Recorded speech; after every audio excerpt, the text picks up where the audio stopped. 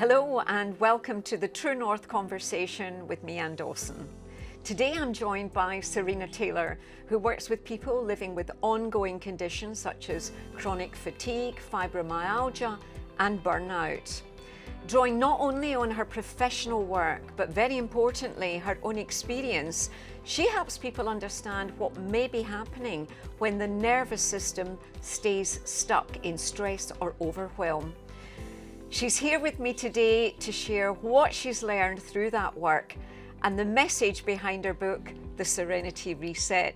Serena, welcome. It's lovely to have you here today and really looking forward to doing more of a deep dive into what your work is all about.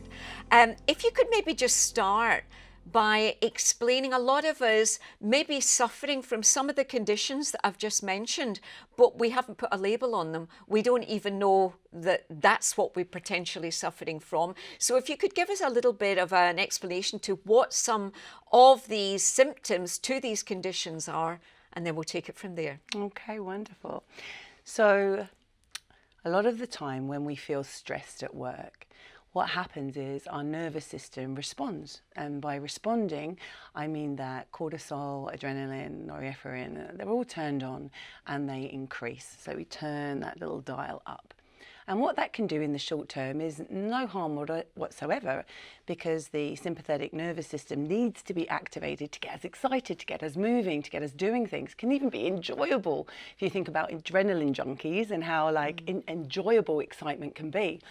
But when we're stuck in a permanent state of fight or flight, and that cortisol is permanently turned up and we feel stuck in that, then certain things can happen. And burnout is usually the first condition that will arise, which is just a chronic exhaustion. And the first sort of symptoms that you will see is procrastination, because your thought processes become a little foggy. You get that fog, which is often called fibro fog, or some women, will experience that also when they're going through menopause or something like that. Can I just say there that procrastination, a lot of us just think that's part of our personality type, or we just put things off. But you're actually saying that is maybe a way that our nervous system protects us. Exactly. Our nervous system is just trying to protect us. That's its job. The human race is 300,000 years old, and Homo sapiens, our ancestors, 6 million years old. So our bodies are really ancient. And yes, we're living in a modern society, but no one told our, Just laughing at my body's really ancient. Sometimes I can feel that, but anyway. Well, I was going to say that nobody gave the body the memo about the modern society, and it still lives in a perpetual state of looking around its environment and looking for danger, right? So fibro fog, as sometimes it's called, or that foggy memory where you're not really sure where you've put things, you're procrastinating, decisions become harder. You may start to get jaw ache or shoulder ache, like pain in the shoulders, from that tension that slowly, gently sort of starts to clench at the jaw, clench around the shoulders. It may be that you start to get stomach issues, because when the nervous system is out of whack, when you're stressed, it turns off the rest and digest, which is also known as the parasympathetic nervous system, the PNS.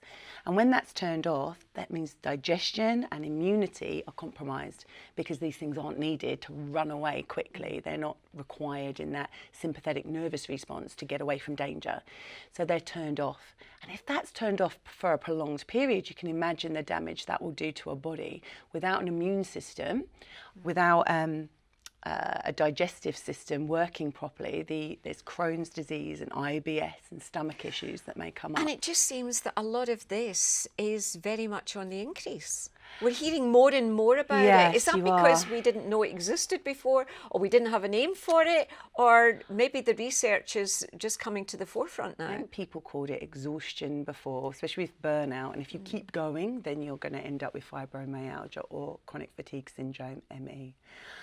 So we need to prevent it rather than cure it. As with everything, it's so much easier if we can prevent it. So being aware about it is very, very important. So the awareness has increased, like yours, I'm going back to your question now. Yeah. The awareness has definitely increased.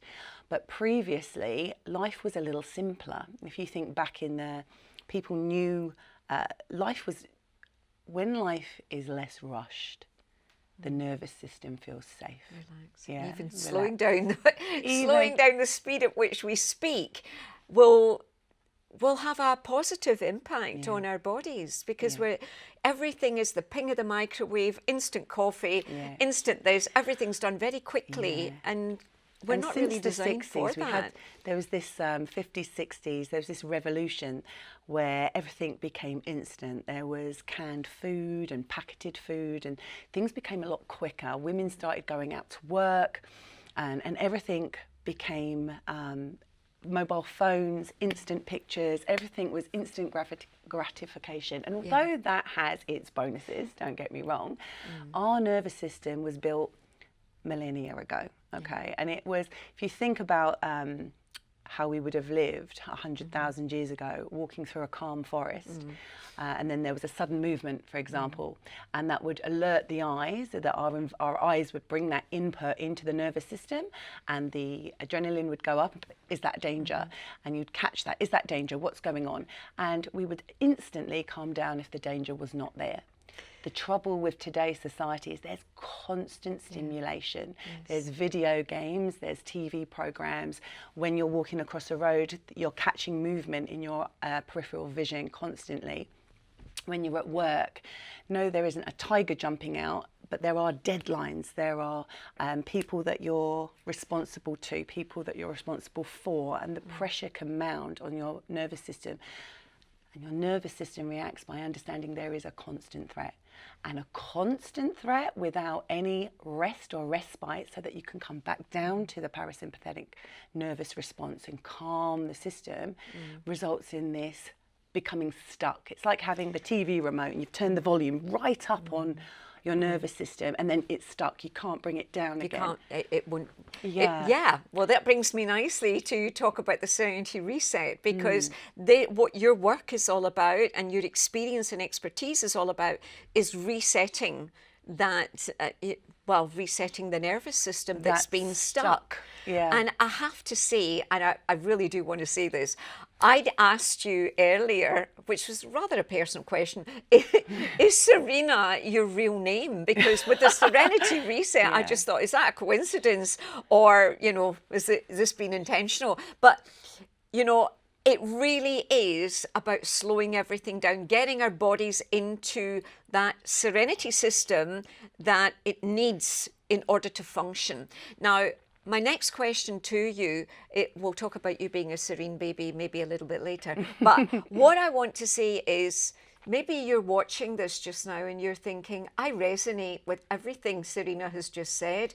I never really thought about, do I have a condition per se? But I'm recognizing some of these symptoms that Serena is mentioning.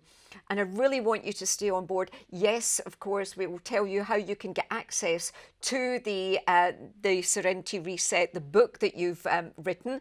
But just give us a little bit of background now on, in case you're thinking, well, how does she know all of this? Give us a little bit of background on how you're qualified, both professionally and personally, to actually help us with these conditions, with some of these symptoms. Of course. So I've had a very long and eventful and adventurous life. I've had a lot of very good times, but with good times and excitement comes adrenaline. And with adrenaline, if adrenaline is the sort of the fire engine of stress hormones, which comes in pelting and like, let's do this. Cortisol follows as sort of the backup team that comes in to site manage everything. And so I've had a lot of adrenaline and cortisol throughout my life, through choice and as well, because I went out to I went through law school, very stressful academically and mentally and emotionally, going through law school whilst working a full-time job. And after that, going into NGOs and working abroad with, for example, I went out after the 2004 Boxing Day tsunami to work with orphans out in Thailand. Oh, gosh, right. And I've been to lots of other countries as well doing that. I've done a lot of travelling on my own, which can, of course, increase adrenaline. I was the type of girl to climb mountains, jump out planes. And it's a lot of, there's excitement, but there's also stress. So work stress through choosing a career in law, then choosing a career in teaching. I went on to teach. And teaching is a very stressful career, and then being a foster carer as well, very stressful. How many children have you? 22 so far, but the number is continuing to go up, Incredible. obviously, because we are still currently foster carers as well, me and my husband, who is a wonderful man. So there's a lot of stress being put through the life, some of it positive, some of it more negative, but the body doesn't really differentiate, it still releases those hormones.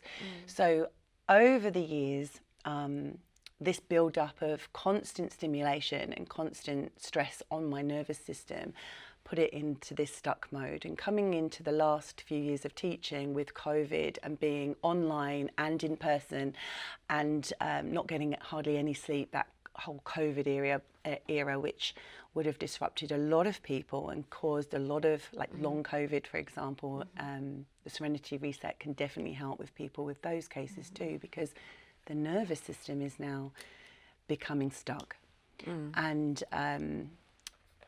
so prolonged use of stress, which is why a lot of the time people in their 50s, 40s, 50s start to get burnout, and women especially in their 50s onwards start to get fibromyalgia, the most common age group. And demographic is women in their 50s that will get fibromyalgia from this prolonged, but it can come from a traumatic event. A lot of people with fibromyalgia will have suffered some sort of traumatic event in childhood and continued stress. Long COVID can trigger an illness, a sudden event, but it really depends how your personal nervous system perceives that event and how it perceives it as a threat. Now we're going to come on to your own experience in just a second, but I want to just interject there by saying who's most at risk of this?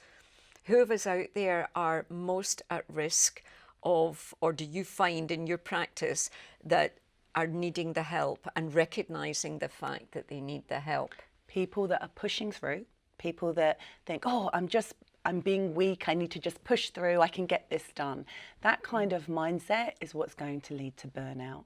You're going to start feeling that fogginess of the brain, that unclarity, difficulty focusing. You're going to feel tired all the time. That tiredness. What types of jobs are more likely to? So teaching is a huge one. There's a lot of pressure on teachers. Yes. There's a lot of pressure on NHS staff. And of course the shift work that goes with that. Yeah, because of the irregularity in sleep doesn't bring predictability. And if you're not predictable, there's an element of fear attached, which the nervous system will integrate. It feels it very much, that lack of safety. And when your nervous system doesn't feel safe, it will protect you. Just like when you have the flu, and your nervous system will make you feel very tired to keep you safe, so that you rest, so that you will recover.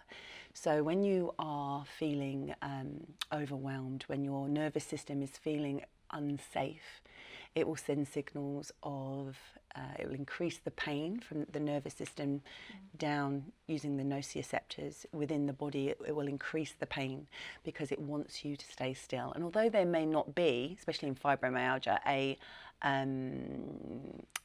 apparent cause, there's no broken leg, there's no, the pain will still be coming because the body wants to rest and it wants to encourage you to rest. I mean, when you burn your hand retains that pain for a while to remind you not to use it so that it has a chance to heal. Gosh, that's really interesting. So imagine your whole body saying, we need to rest. And if you're not going to rest, I'm going to make you feel pain everywhere so that you do rest.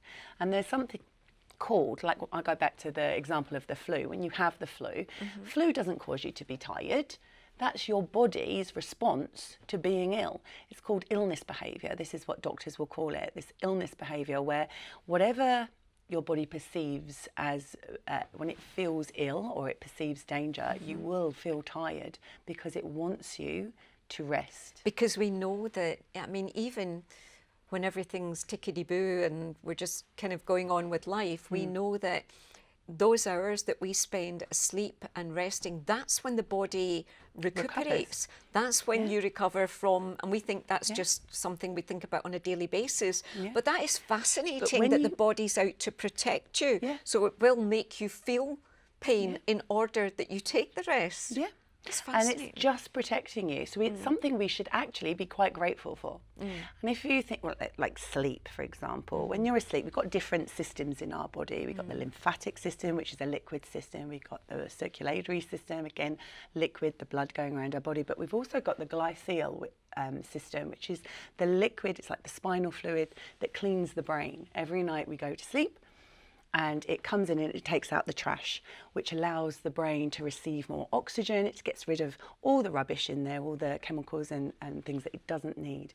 And if we're not sleeping properly and we're not having our brain cleared out, of course our clarity of thought is going to suffer. Of course our focus is going to suffer. Of course our motivation is going to suffer. So we're not going to find the same joy in life as we used to in things. So what's the first thing we should do then? Go to bed? And that sounds like the simple solution. However, if your body's stuck in fight and flight and it thinks that there is danger, are you going to be able to sleep properly? If you think your body if your body believes there is danger, you're not going to sleep well. It's that sleeping with one eye open. Your subconscious is never going to fully turn off. And therefore, you've got that easily woken up. You wake up many times in a night. It's hard to get back to sleep. We were formed 300,000 years ago, mankind, in communities where we would sit around the fire and someone would be on watch all night for us, and we could sleep calmly and we could have that safety. And we need to feel safe to sleep. And if we're constantly being bombarded by different stimulus, we are not going to be able to sleep. So things like where we're recommended, not to look at our screens and to put the phone away and not to be watching TV or on the, laptops or whatever. There is science in that. There is science in that. So the blue light that comes out, first of all, there's blue light in your screens, which mimics the morning light. So this affects your circadian rhythm of your pineal gland. So as you wake up, the first thing to do, especially if you're suffering with sleep issues, is get out in the sunlight, because that resets the circadian rhythm. It says, right, this is morning, and it starts putting that timer on so that when you get to night, you will feel tired. If you're watching a screen late at night, you're kind of resetting that and saying, right, it's morning. So your body's not going to want to go to sleep because it doesn't realise that nighttime is happening because of these that artificial lighting. But also think about the stimulus that's providing for your subconscious. If you've ever watched a horror movie or a suspense thriller, or you've watched a movie and suddenly there's a loud bang, and your whole body has reacted, physiologically reacted, maybe your heart starts beating faster, you get sweaty armpits, you shake or you quiver or you make a quick inhale. This inhale is, the quicker you inhale, the quicker your heart starts beating. As you inhale, your heart beats faster. As you exhale, it slows down. It's part of the heart rate variability, this HRV that is very popular in the sports science world at the moment, but it's always been a thing. If you think how your body, your subconscious doesn't understand the difference between real and fake, because when it was created, there was no fake. There's no TV, there's no actors. So when you watch TV or you watch the news and there's really terrible things going on, your subconscious thinks it's happening to you. You are in danger, so it will start to protect you. And just going to your book, it's absolutely packed with you know, not just so many explanations about what's actually happening, but so much encouragement as well. And that is one message that you bring across very, very clearly, that there is hope. And we'll come on to that a bit more towards the end. But even chapter 2, you are not broken. Well, you're not. It's like saying, I love that. Your fire alarm is, or, you know, your burglar alarm has gone off because there's been a slight movement. It's not broken, it's just oversensitized. And anything that can be sensitized due to feeling unsafe can be desensitized by feeling safe again. So the Serenity Reset is about creating that safety to allow you to turn that volume knob back down on the pain, and therefore this won't be perceived to be there, so the illness behaviour and that tiredness will come down as well. Well, I really want to get to your expertise, because, you know, many of you may be watching thinking, oh, there's lots of experts out there, and there are to choose from. But tell us a little bit about, not necessarily your own story, but your expertise, why people should be listening to what you've got to say on this subject. Like I said, I've lived this. I had fibromyalgia. The stress of... how did that show up, and how long did it last? last? First of all, I noticed that I kept losing my voice, as in it didn't hurt, I didn't have a sore throat. The muscles around my throat just didn't want to work. The fatigue in my throat, and I couldn't speak. And as a teacher, that's quite a big problem. Yes. So I couldn't physically speak. My jaw was very painful. Got diagnosed with trigeminal neuralgia, which is one of the most painful things you can have. And again, it's to do with nerves, isn't it? The trigeminal nerve, it comes from the brain down the jawline. So I was getting trigeminal neuralgia. I had this issue where I could hardly speak, and I was so very tired. So very, very tired, and yet found it hard to sleep. Saying, oh, maybe I've got insomnia, I can't sleep very well. And then, I've always been able to sleep. So it was an unusual change, and then finding it difficult. It's like, where did I put my keys, and finding, you know, where did I put this? And trying to focus on one thing, and I found my mind was darting from one thing to the other, and not being able to focus. And I think clearly. many of us can relate to that, and sometimes we just think, oh, we're getting on a bit, and it's normal. But the trouble is, being a teacher and my passion to helping the children that I was in charge of, and having children in foster care that I want to have the best results for, and then I've just had a baby as well at the time, and I wanted him. The fear of, at the time, if you remember, we had no idea what COVID was. And we were worried, what would it do to young people? What would it do to babies? And I had a real fear that it might have been irrational, but I just had a baby. It's my first baby. You're allowed. COVID hits the world. Yeah. And I thought, you know, no, he's not going to die. You know, and I went straight to worst case scenario, and I need to protect this child. And that fear, I started to hurt. And when I mean hurt, I mean every muscle and bone in my body. My bones hurt like I had the flu. My muscles and joints hurt. I thought I had arthritis. I had to go for, I went for CT scans, you know, when they do the baby scans on my hands. I said, no, there's no arthritis there. You need to check again, because there is definitely something wrong with me. I was in hospital. They did MRIs, they did CT scans. They did all sorts of things, and they can't find anything apparently wrong with you, like nothing that they can measure, and which is very frustrating. So you're in a lot of pain, you're very tired, and instead of listening to my body, I have the duty of children at school, the pressure of, you know, being there for them, for consistency, because children need consistency, the pressure of, when are you coming back to work? When is, whether it was meant as pressure or not is one thing, but it's how you perceive it yourself that matters, okay? So this is not blaming, this is how I perceived it. And I perceived that there was a lot of pressure to get back quickly. And at that point, my dad died, which is... Grief, and grief can really plummet you, can't it? Yes, it can. It really makes you feel unsafe, because suddenly in the world you realise your own mortality.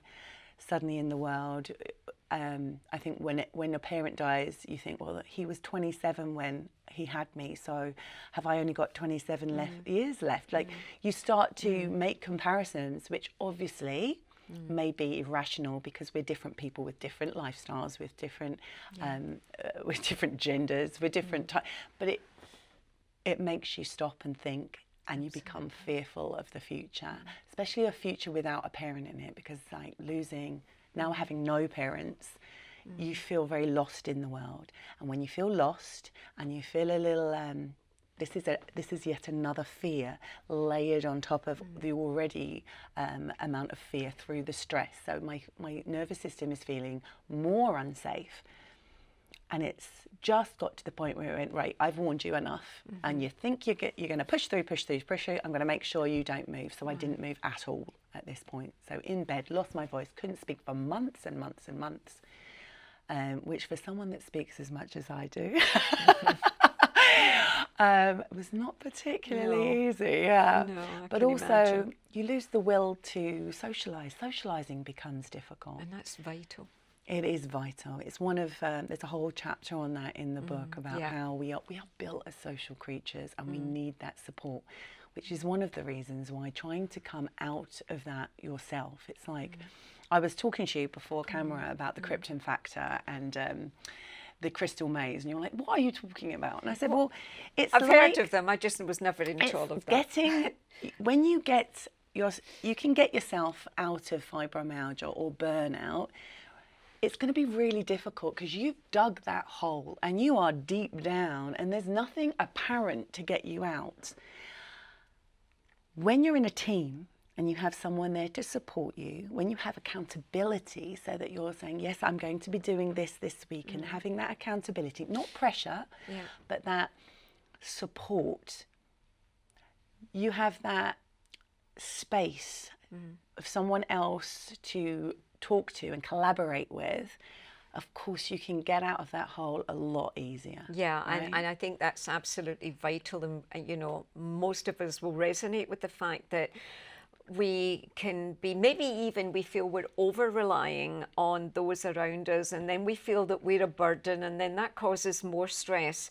And yeah, we definitely can relate to that. I personally can relate to that. When we were saying beforehand, I lost my brother in September 2024, and that was after, 17 years of looking after him after my mum died. And you become the primary carer. I had people helping me, but at the end he was in a care home. And I'm just thinking, a lot of carers out there, we were talking about the NHS, but there's a lot of people that don't work in the NHS that are, maybe that's you in your situation, or you can, somebody, maybe it's your daughter who is looking after her mother-in-law or whoever. And that investment of energy, especially when it's somebody we're close to, that can be a burden. And then if sadly they die, then you've got the grief on top of that. So just even life, forget the blue light for a second, just life and relationships can really cause all these kind of issues. So you were at one point in the hospital being pushed around in a wheelchair. Yeah, and you're told that there is no cure. And this is where a lot of people with fibro that are deemed to have or diagnosed as fibromyalgia or chronic fatigue syndrome, this is where the hope is lost, because in my case especially, and I know a lot of cases that I've spoken to, you're told there's no cure. There are doctors around who will say, there are things that can happen, and hopefully that number is growing. But I was definitely told there's no cure. And I think what they mean by that is there's no tablet you can take to magically spring back into you, because you don't feel like you. You feel like a cardboard cutout of yourself. Yes. And this shadow of yourself, and you grieve the old you. It's like, I used to be so much fun. I used to go out and be the soul of the party. Why can't I? And you're putting pressure on yourself. And what does pressure do? It makes you feel unsafe. And if you're feeling unsafe, you're making the situation worse. So it's putting pressure on yourself is also really what you don't want to do. So a lot of the prevention here, it's not just a question, are we sitting here and are we suffering from fibromyalgia or chronic fatigue, or, you know, maybe there's no label on us yet and we haven't been to the doctor. But these are some of the ways that this can show up. If somebody is resonating at the moment with what you're saying and thinking, yeah, my body has been trying to protect me, I think, for a long time. You've got the book here, the Serenity Reset, because, you know, it was your recovery that led you to write about, not just about your experience, because... No, but a lot of research went into that. So obviously, having been a lawyer and having been a teacher, very good at research. So and you're an LLP practitioner. So then I was a yoga instructor as well before that, and I would teach yoga at school to help with regulation. So with children, and I can see how well movement helped regulate, how well breathwork helped regulate. So I took courses in breathwork and movement, somatic movement. I took courses in meditation and mindfulness, and what ancient sort of Eastern methods of pranayama for breath work, but also I studied with Stig Stevenson, the 4 times world record holder for holding his breath, bless his heart. 22 minutes, is 22 that right? minutes, deep diver, free diver, 22 minutes. Wow. And that sounds amazing, but there are communities of islanders that live by the sea, and this is their way of life. So you can train your body. Yes, you can. In this method. Yes, you can. And reap the benefits. Yes, you can. So he has a PhD in medicine, and he has a lot of science behind that, which is wonderful. But I did a lot of research myself. You don't have to go on a course to learn, and that's as a teacher, I try and instill that in the children that I've taught in my life. But also, it's almost like that's you need to know you can research yourself. There's a lot, especially with AI nowadays. You've got access to everything at your fingertips. So I studied with him. I studied with Wim Hof. I'm actually going out to see him next weekend. But that's kind of more scientific and more modern approaches, but it's all based in the Eastern pranayama. There's the correlation. You take, which is an approach that personally for me will resonate, and it's a multi-layered approach. It's not a one-size-fits-all. It's a multi-layered approach. Again, if, you know, for those that are watching this interview and really thinking, gosh, this resonates with me or with someone I know, let's get on to the solution aspect now. How can we be helped to work our way out of it? How can this book help us? Like you say, there's multi-layers. And like you were trying to say before, I've got a Neurolinguistic programming. Neurolinguistic programming. I have a master's in that. And what the benefit of that is helping to reprogram the mind. The mind is very plastic, and the mind is it's not just the mind, it's the neurology through your nervous system that's very plastic. And what I mean by plastic is moldable, right? Yes.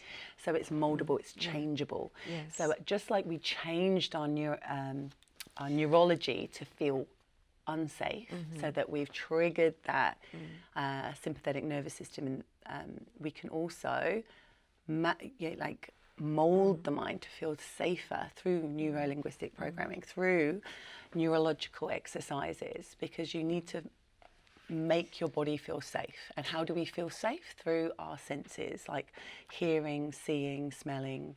That's why having a nice cup of tea calms you down. Warm baths can calm you down. It's a felt sense. It's almost like when you go in after a long day's work, and you even the flick of the switch of the kettle, you feel the shoulders drop. Yeah. You just relax. There are certain signals.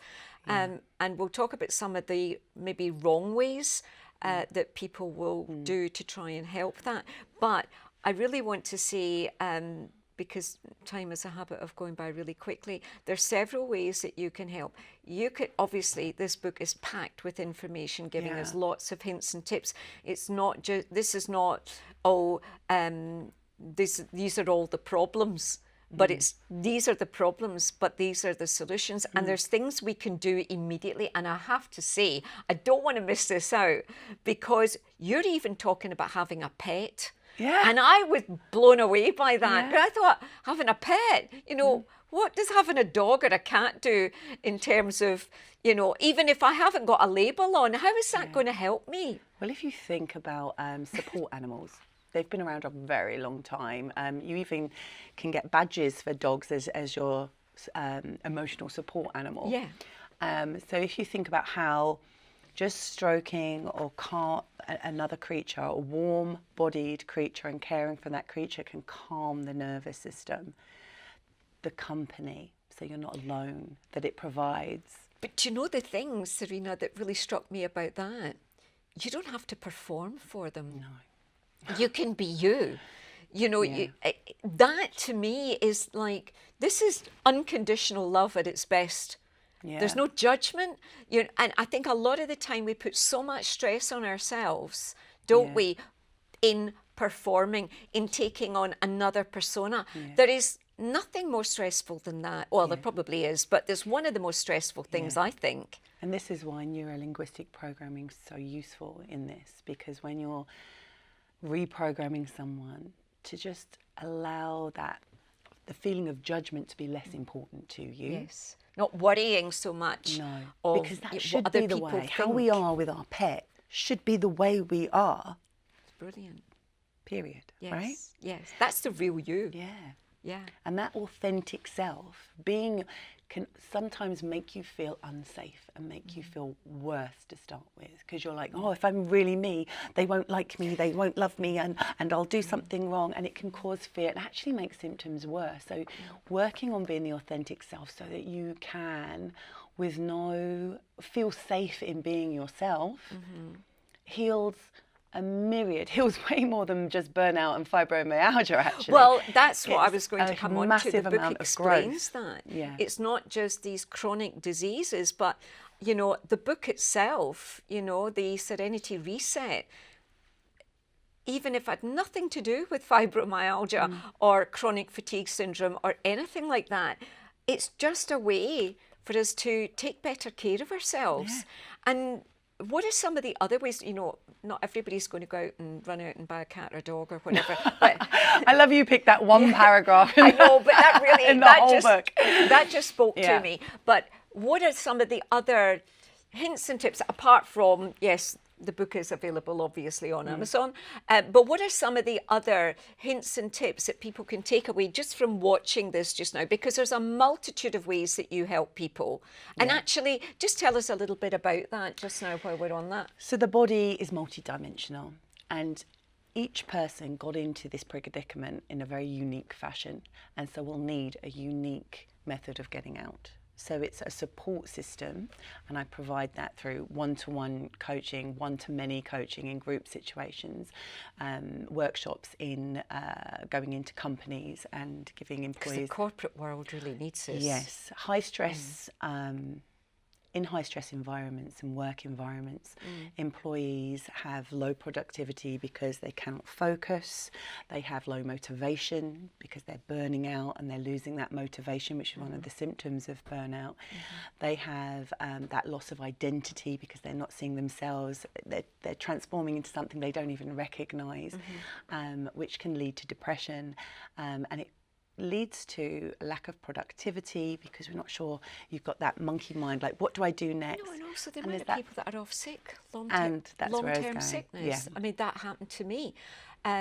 You know, and those of you maybe have recognised me before from my previous life, my previous career, where that was 26 years of shift work, 26 years of high adrenaline, of live television. And it does take its toll. Throw into the mixer everything else that's going on in life, you know, whether it's divorce, caring for your brother, or, you know, grief and loss and a million and one other things. Layers the fears. Yeah, and that hit me. Well, I didn't even know it at the time until the doctor put a label on it.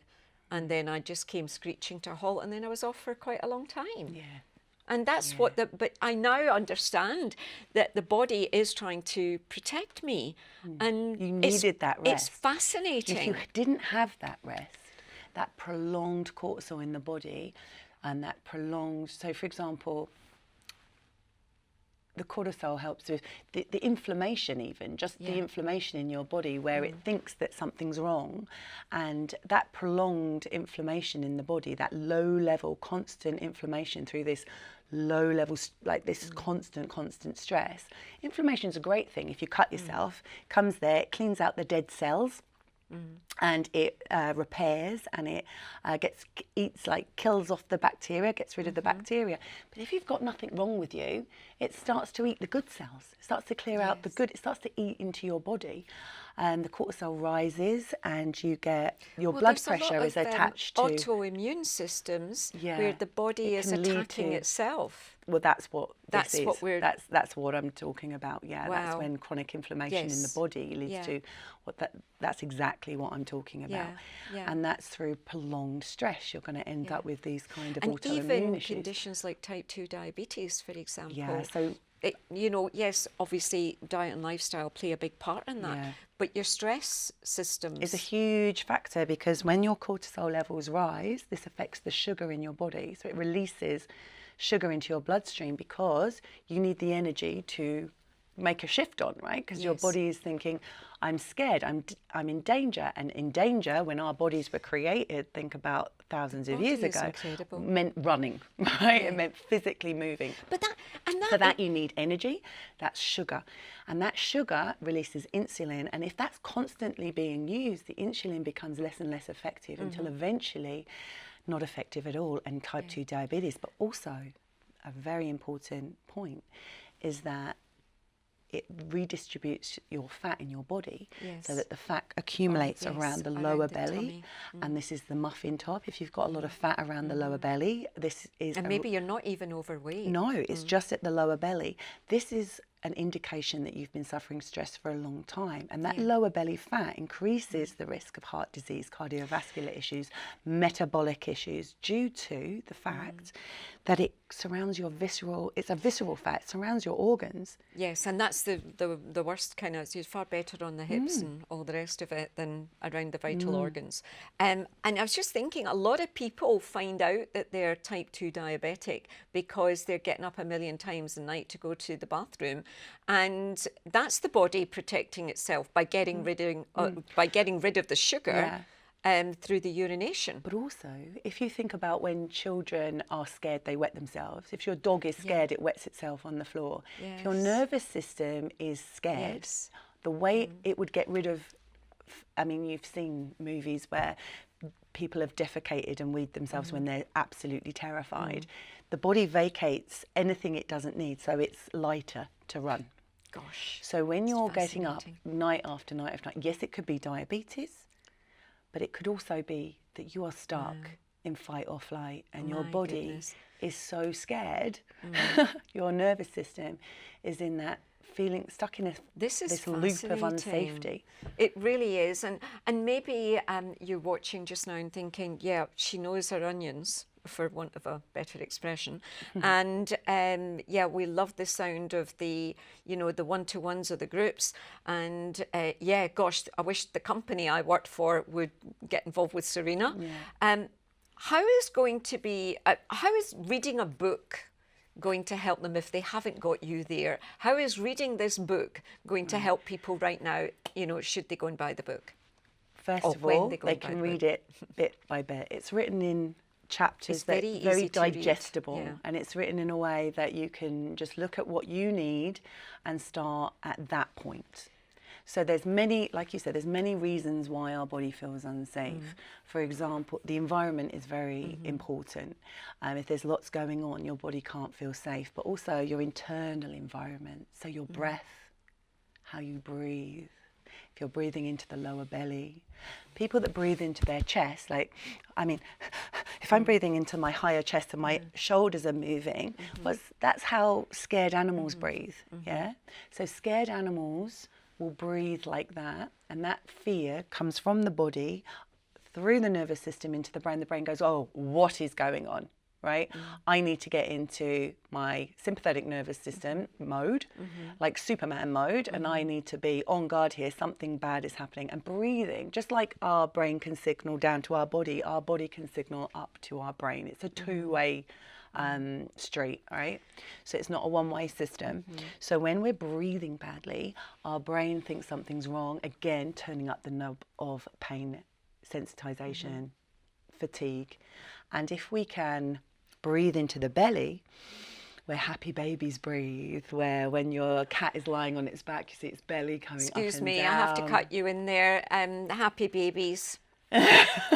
Tell me how you were named as a child. Or as a baby. Yeah, so you asked me, you said, is your name really Serena? Of course it's Serena.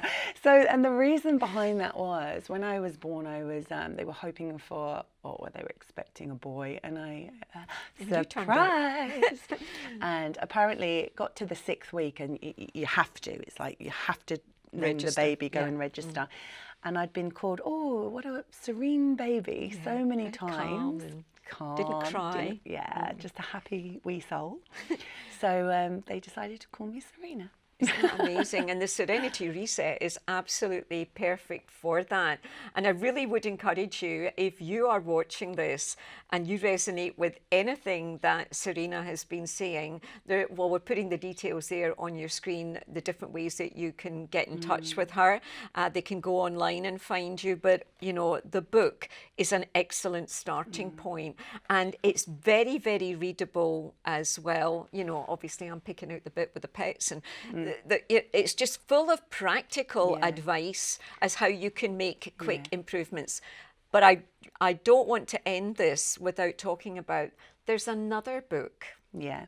So like I said, this is one chapter on nutrition in here, but there's another one coming out, which is? So the Serenity Kitchen, which is nourishing the nervous system, because like I said, to stay safe, to feel safe, you've got that internal, and I got as far as breath, but I was going to mention nutrition. If your body hasn't got the right nutrition, it's not going to feel safe. No. Okay? It needs certain things within your body to feed it well, so that the natural processes can happen. Yeah, you can't sleep without magnesium. Vitamin D, so strong bones, can't happen without K2 and without magnesium.